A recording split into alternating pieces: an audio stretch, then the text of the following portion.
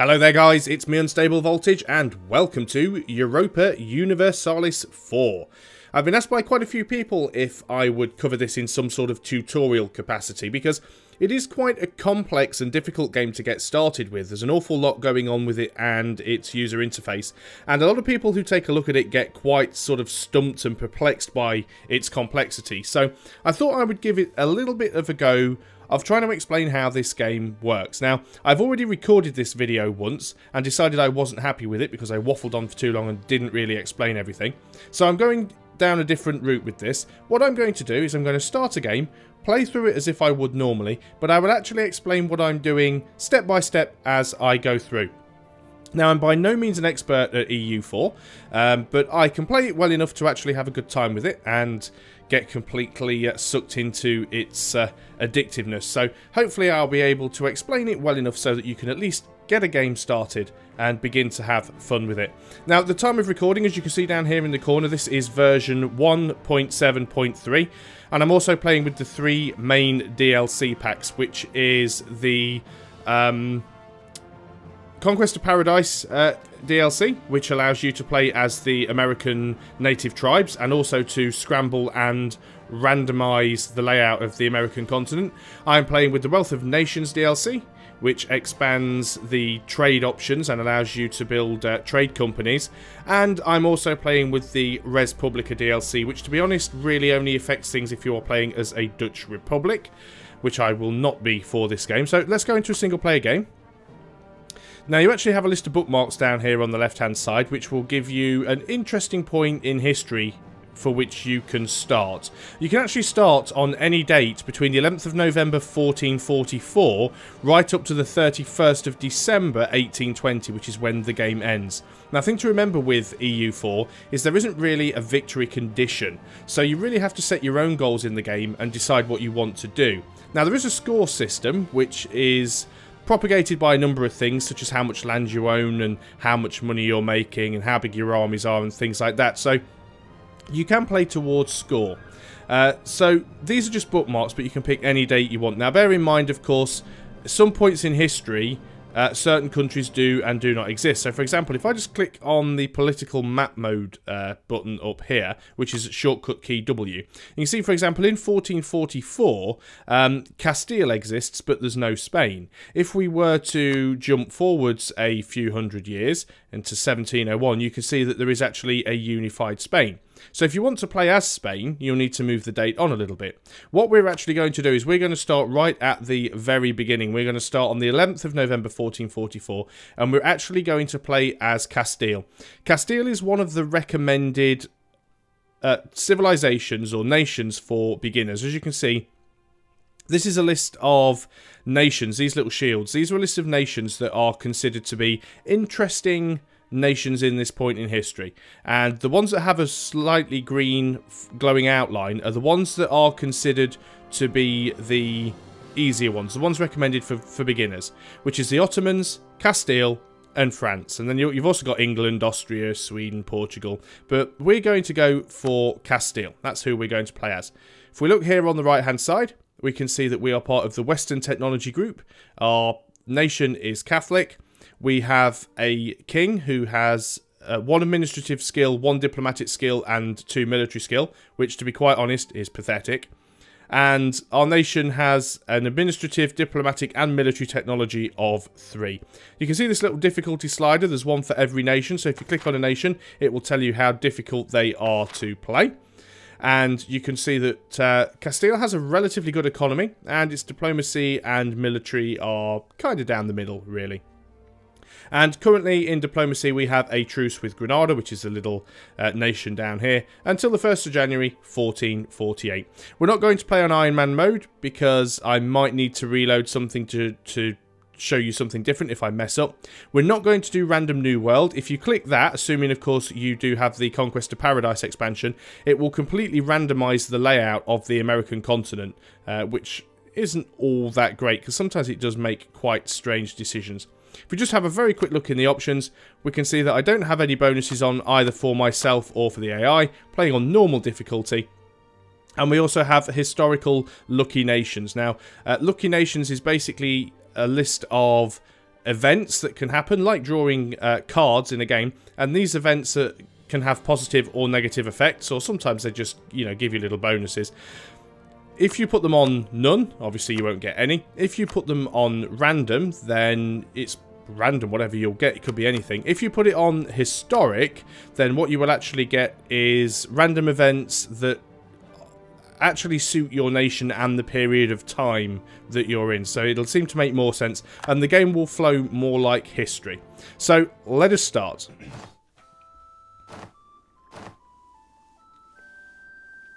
So here we are, we have entered into a new game, and for those of you who don't know what EU4 is, it's essentially a grand strategy game by Paradox, who are the same people that brought us the Warlock franchise.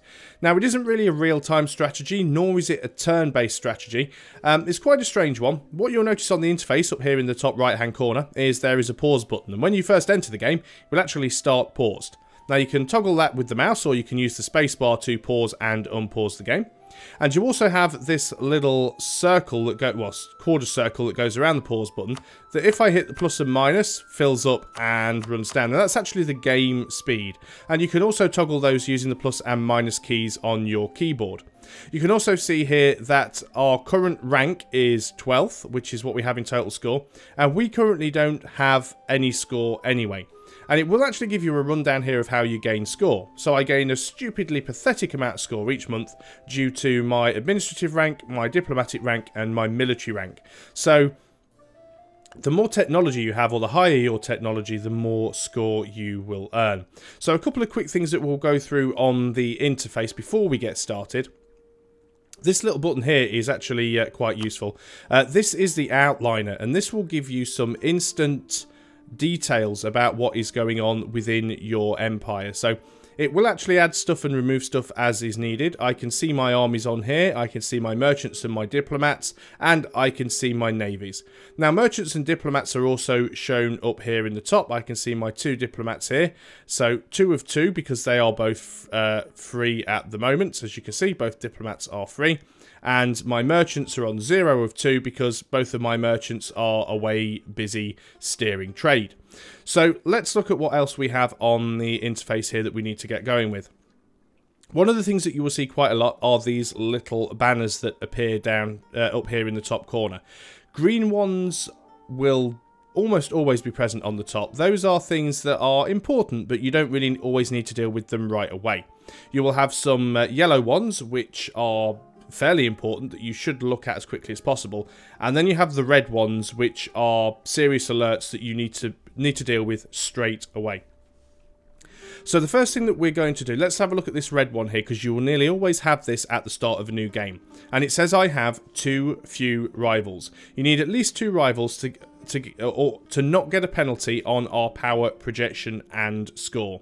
So power projection is this little thing up here, and this was added with the I can't remember whether it was the Wealth of Nations or the Res Publica DLC, but your power projection is basically how the rest of the world sees you, how powerful you appear to be. And it's good to have that nice and high, because people leave you alone if you look pretty powerful. Now, obviously, we don't have enough rivals, so we're actually taking a penalty, as you can see there.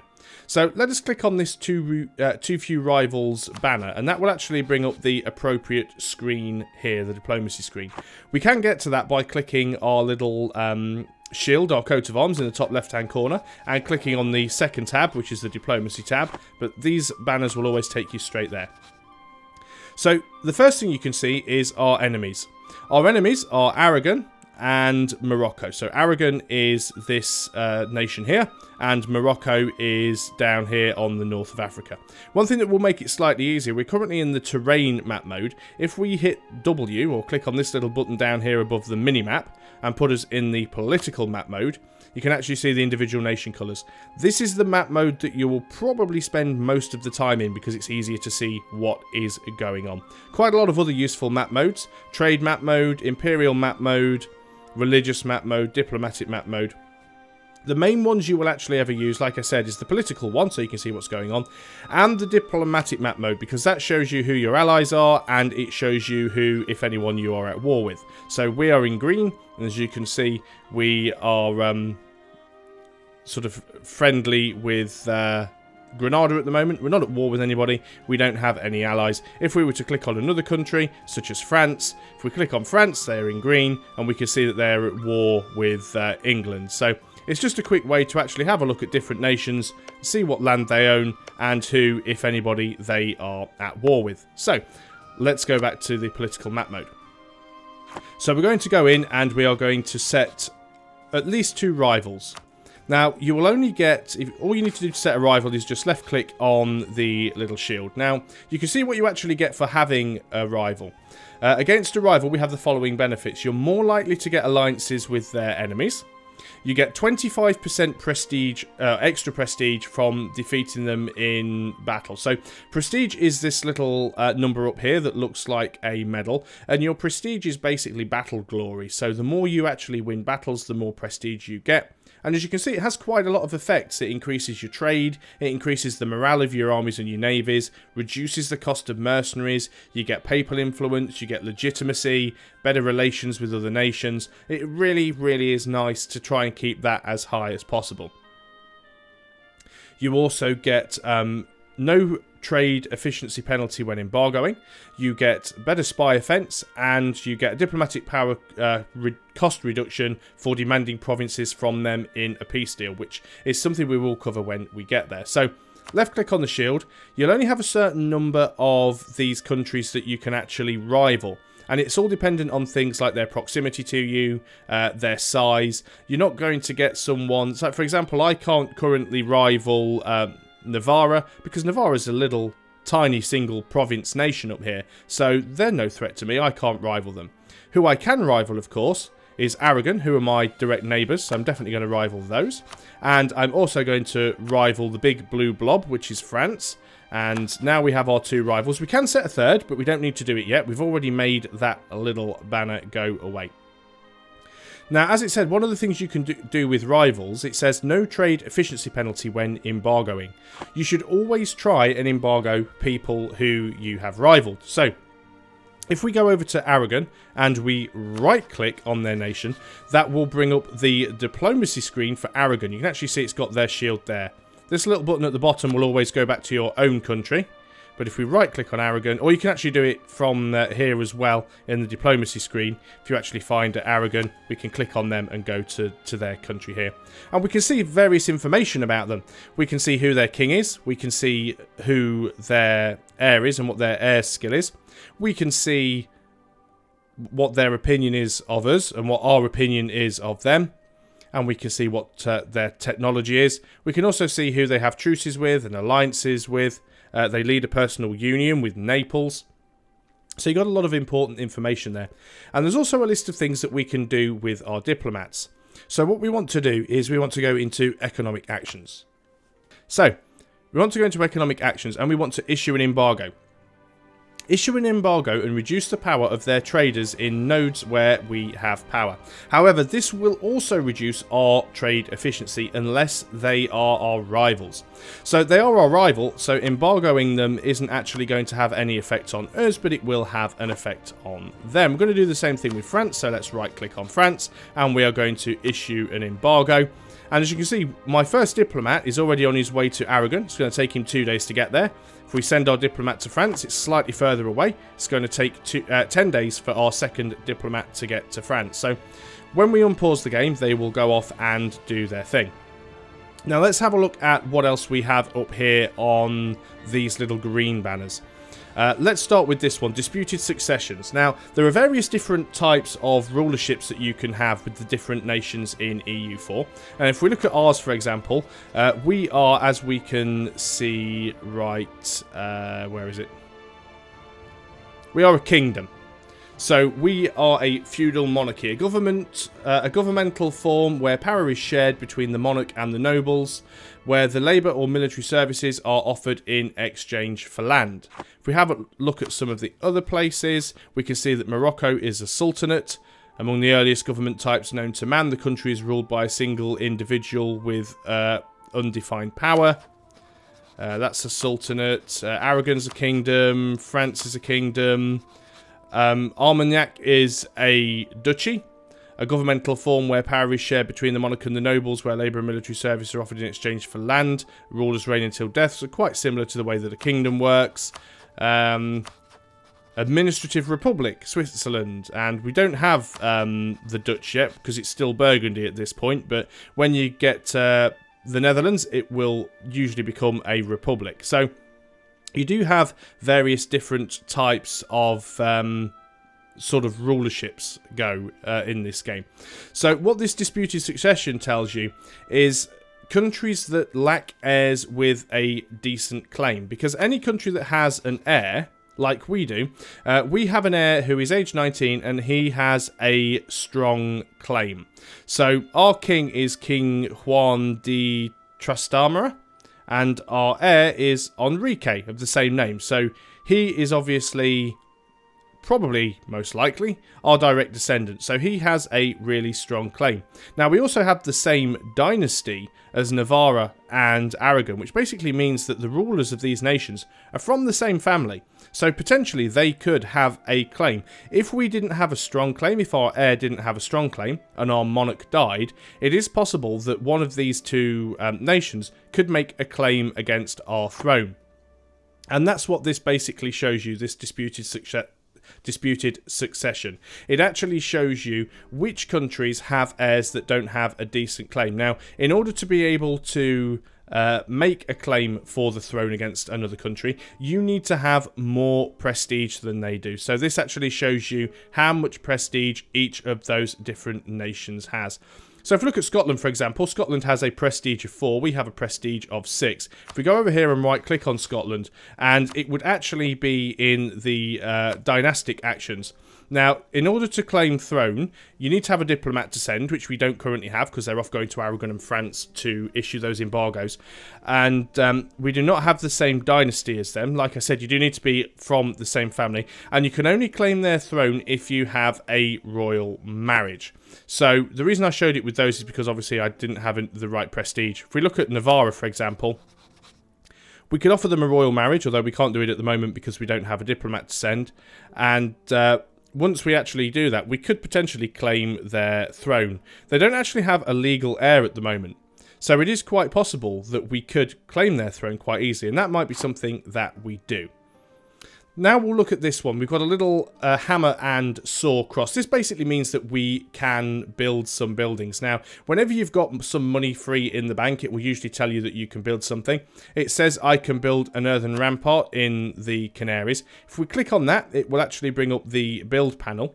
You can get to the build panel also by, or the production interface, by hitting B for buildings or V for units, or clicking this little shield and, sword and hammer button up here. So, as it says, V for units or B for buildings. You just click these tabs down here on the right hand side. So we actually want to go ahead and look at the buildings. It says we can build an earthen rampart. So if we click on the earthen rampart, we can build it in the Canaries. It's green. So green means we can build. Blue means we can't build. But we're not going to do that right now. We're actually going to save the money. We don't need to deal with that right away.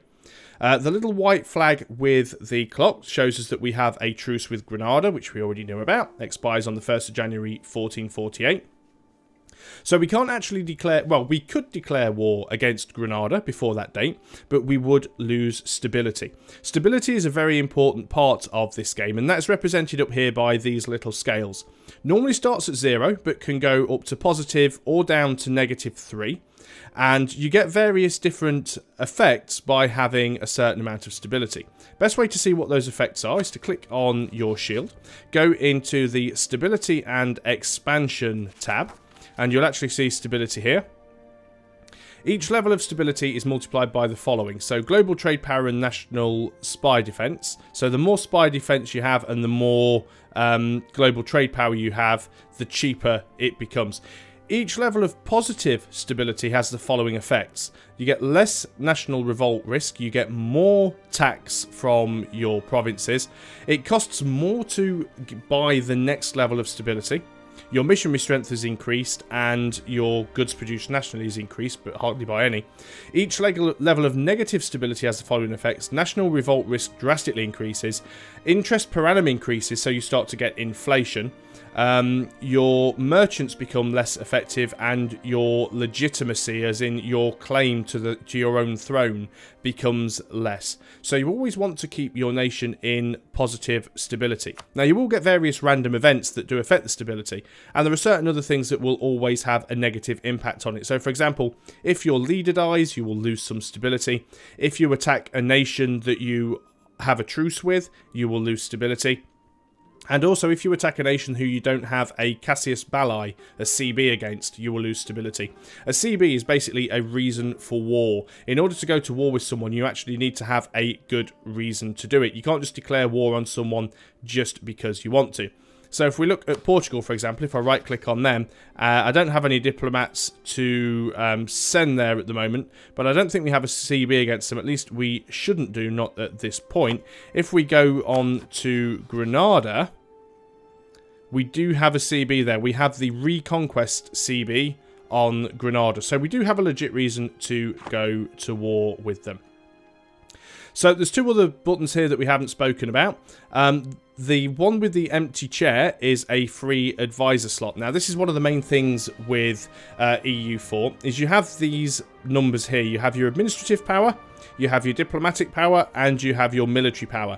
Now, this goes up each month. It has a base value of 3, so every month you get 3 added to each one of these numbers, and you can have a maximum of 999 of each sort of saved in the bank. That is your cap.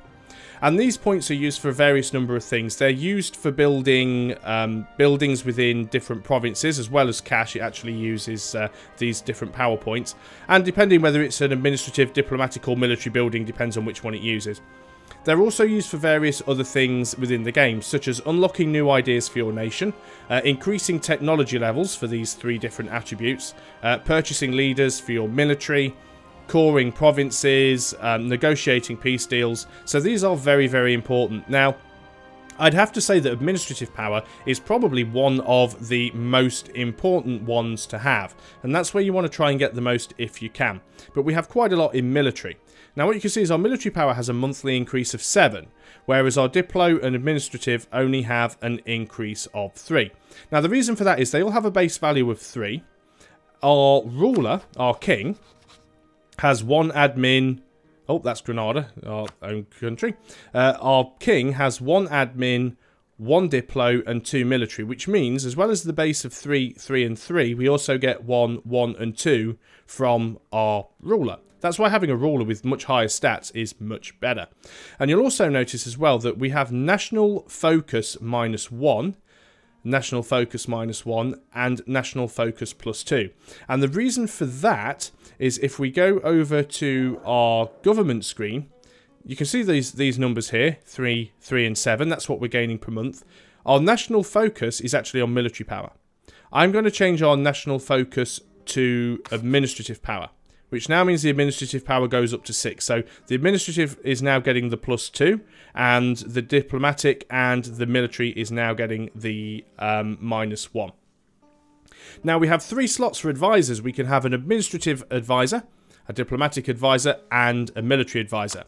There are 3 levels, 3 ranks for these advisors, and you get a random selection. You will get more added. We don't have a rank 2 here to choose from in administrative. We have 2 rank 3s and a rank 1. And as you can see, they're actually quite a bit more expensive to go from one to the other. They also have various different things that they give you depending on the type who they are. So the artists will give you a stability cost modifier of -10%. So it'll be 10% cheaper to pay to increase my stability cost. In order to increase your stability cost, by the way, that uses administrative power, which is one of the reasons why it's good to keep that high. The theologian will decrease the national revolt risk, and a treasurer will increase the national tax. Can't afford either of these +3 guys, so we're going to go for the +1 guy. And hiring him will now give us an additional +1 to our administrative power, because he gives us +1. So let's go into diplomatic. Here we have the choice of a level 1, 2 or 3. We have a trader, gives us 10% trade efficiency. We're just going to take the level 1 because it's really all you can afford at the beginning of the game. And with the military advisor we have 2 level 1s and a level 2. So with the 2 level 1s we could either have 10% morale to armies or 5% extra discipline. I'm actually going to go for the discipline because that tends to work better early on in fights than the morale. So now we have our 3 advisors in place. You can actually sack them after a certain amount of time has passed. I think you have to keep them in for a month. Yeah, after a month you can sack them and hire somebody else. And they do obviously age and die off as well, so they will need replacing from time to time. So that's made that little thing go away there. So the last one we've got is this mission. We have no mission selected. Again, you can get to that by clicking on the coat of arms and clicking on the missions and decisions buttons. Now, these missions that you get, you will always be offered 3 at a time. They will be random to a certain degree. If you choose one mission, it will stay the active mission until you complete it or until you fail that mission. You can decide to abandon a mission that you have selected. If you do abandon a mission, you will have to wait 5 years before you get offered a new mission. So we've got 3 missions here that we could potentially take. We have 1 to improve our prestige, to get a prestige of at least 50. We have 1 to form an alliance with Portugal. And we have 1 to finish the Reconquista, which seems like a lot of work. Now, what do we get for them? If we improve our prestige to 50, we'd gain 1 stability. If we form an alliance with Portugal, we'd gain 10 prestige and 25 diplomatic power.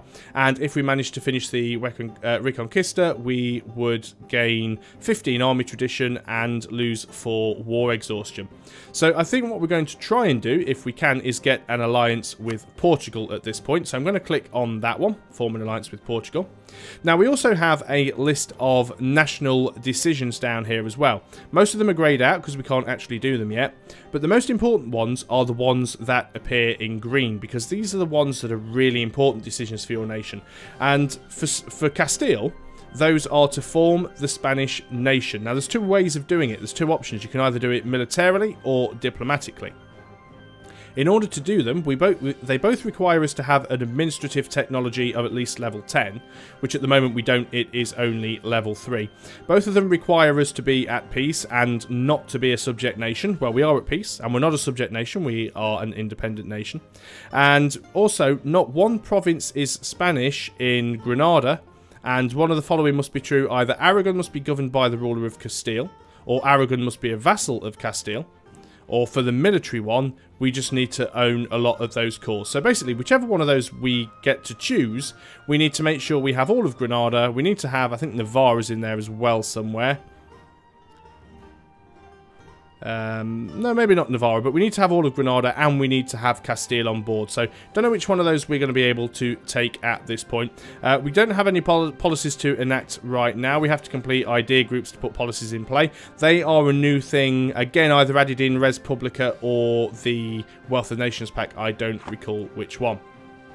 So, we are now pretty much set up and we are ready to go. You can see a certain number of things along the top of the screen. We can see how much money we have. We've gone down a little bit since we started because we have hired our advisors. We have 164 ducats in the bank. If we click on our coat of arms and go to the economy tab, we can see that we make 8.39 ducats per month. We can see that our inflation is going up slightly, but it's currently at 0.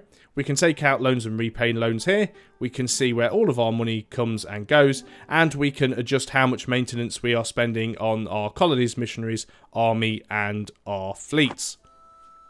So let's have a little look at what we've got here on the battlefield. We can use the mouse wheel to zoom right in or out of the map, and we can scroll with the edges. We can also do this by using these plus and minus buttons down here underneath the minimap.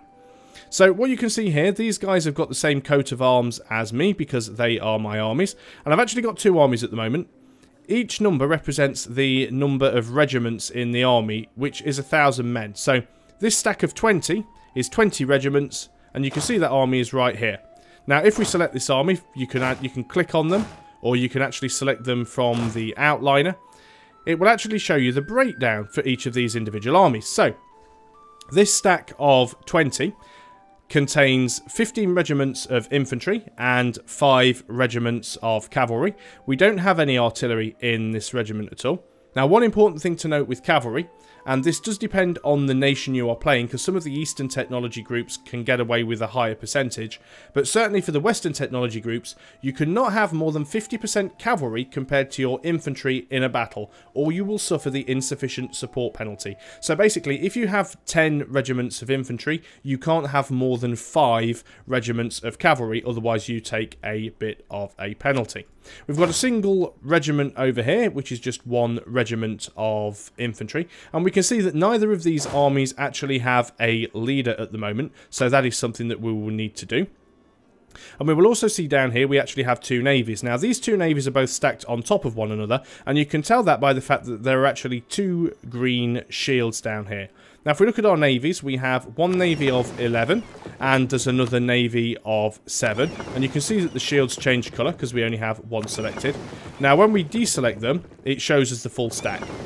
And we can select both stacks here. So, we have 1 stack, or 1 navy, which is 5 heavy ships and 6 transports.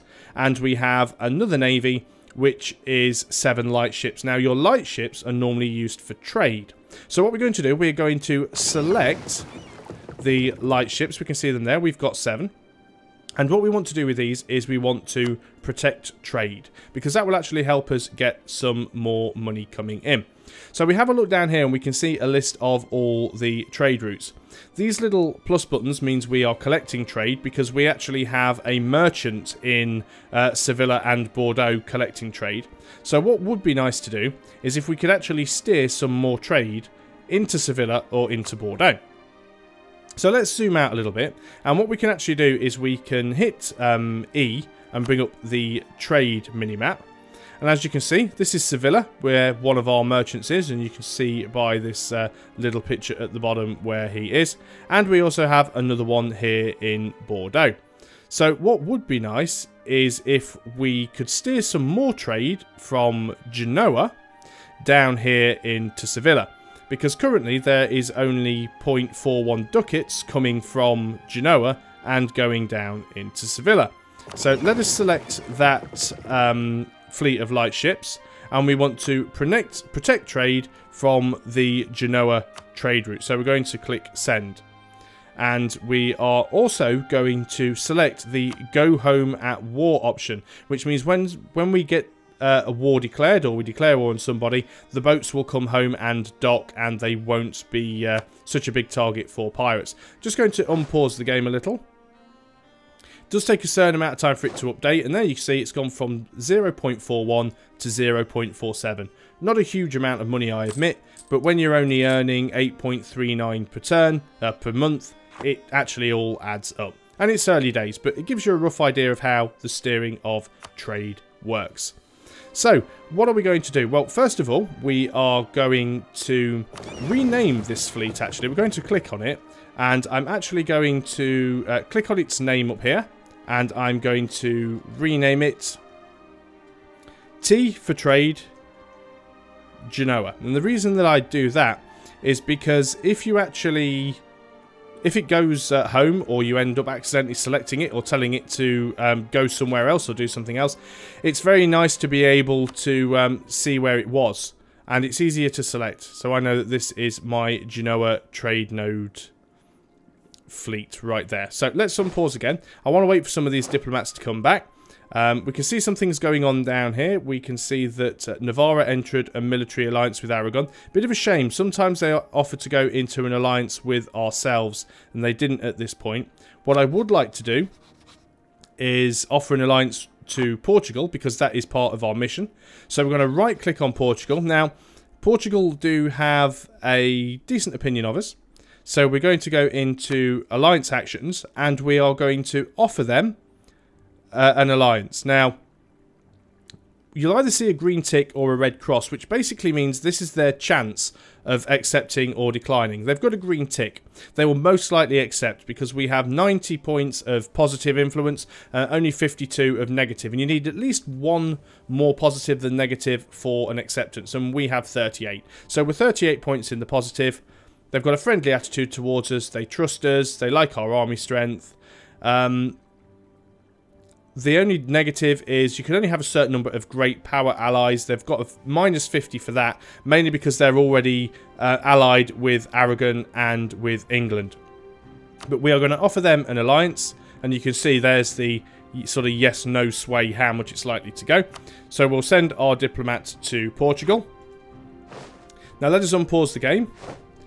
Portugal has accepted our offer for a military alliance, and that should complete the quest. It will take a little bit of time for it to just kick through. Now if we actually click on our shield here and we look at our... I'm trying to think what it is under now, because I can never remember. It's because I'm not on my own country. So we click on our own country, and you can actually see the number of diplomatic relations. Now, you can only have a certain number at any one time. We can have a maximum of 4, and we currently have 1 because we have an alliance with Portugal. You can go over that maximum number, but for each one over, you will lose 1 diplomatic point per turn. So if I had 6 of 4, I'd lose 2 diplomatic power per turn from my pool up there. So, as we already have a alliance with Portugal, we're going to unpause the game, and there's the quest completed. We have gained 10 prestige and 25 diplomatic power. We can now pick another mission, improve our prestige. Royal marriage with Portugal was exactly what I was just about to do, and I'll get another 5 prestige and another 25 diplomatic power. So we're going to select that mission. I can't do it yet because I'm still waiting for my diplomats to return home. So we're going to unpause the game. I'm doing everything on the slowest speed because it just makes it a little easier. Diplomat has returned home, so let's pause, go back to Portugal, and we want Dynastic Actions. We can't send a diplomat until the 14th of December. So you have to wait a month in between doing things. It's a little bit of a pain in the neck, but not the worst of things. We're going to wait the 3... well, we've actually got a free diplomat now. So what we could do is we could go to Navarra. Now, we don't have a positive opinion of Navarra, so we can't actually offer them an alliance. But we can offer them a royal marriage. Now, we know they're the same dynasty as us, and they don't actually have a legal heir, which puts us in a position to be able to claim the throne. So, Navarra have now accepted our royal marriage, and that actually increases our opinion of them. So what we could do now is we could offer them an alliance, but of course we still have to wait a month before we can do that. If we now go in and look at our own government, you can actually see we now have 2 relations out of the possible 4. So let's allow some of these guys to come back. So things we know we are going to have to do. We are going to have to take out Grenada, and we'll probably do that militaristically. Now, if we have a look at Grenada, they don't have any alliances with anybody at the moment. So when our truce runs out, that will be a very good time to take them out. You can see we've already started to get some additional diplomatic power, which we got from completing that particular last mission. Now, it's just ticked on to the beginning of December, on the next month. You saw all the little golden numbers come up, which is how much money we gained from each one of these individual provinces. Now, I've showed you that if you right-click on a province, it actually brings up the nation panel. If you left-click on a province, it actually brings up the individual province information. And you can do that for other nations' provinces as well. And we'll go through what all of these things mean as and when we come to them. So at the start of the next month, we gain our additional powers, which all get added to the total. And we've actually had a royal marriage offer from Portugal. Now, we couldn't send them a royal marriage offer because we had to wait a month before we could send another diplomat. However, it doesn't stop them being able to send a diplomat to us. And that is a good thing. We are going to accept that. It doesn't matter whether we offer them the marriage or they offer us the marriage. It works the same way for either. So we are going to accept. Now, as you can see, our legitimacy will change by -2 when signing the deal due to their inferior prestige and legitimacy, and having 2 royal marriages will have the following effect on Castile yearly. We'll get plus 0.2% 0.2 legitimacy.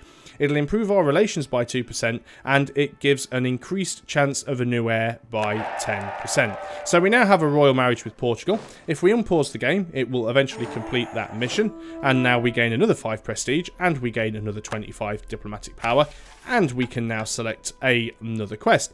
Form an alliance with Navarra. Well, again, that was something that we wanted to do. It'll give us 10 more prestige and 25 diplomatic power. So let's select that. Now, we can't send a diplomat to Navarra just yet, but oddly enough, Navarra has actually offered us an alliance. Let us take that. We're going to accept it. Let's unpause the game. And that mission kicks in. We've gained another 10 prestige and another 25 diplo power. So we're already starting to get a lot of diplomatic power in the tank. And we have 31 prestige. Now this will really help because we have, or we did have, it's now disappeared, the mission to improve our prestige.